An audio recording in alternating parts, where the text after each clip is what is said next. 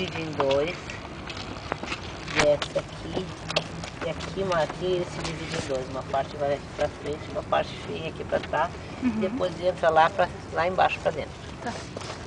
Ok. Anestesia bem embaixo. Cartilagem alar, tá? Nosso nervo tá correndo aqui, certo? Entra. Pego aqui, ó. Tem um espacinho, se vocês palparem, tem um espaço entre o osso e a cartilagem. Tá? Bota uma agulha 1 centímetro mais ou menos ali pra dentro e injeta 2 ml. Tá. Baixa aqui, abaxial aqui, alta aqui. Pode repetir essa?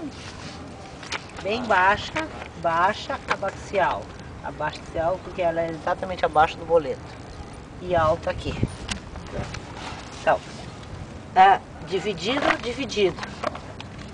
Aqui é logo depois da divisão em dois, tá? Mas ainda pega bastante uma parte anexa aqui. E aqui em cima, se tu pegar ele aqui em cima, ele pega antes de dividir as duas vezes.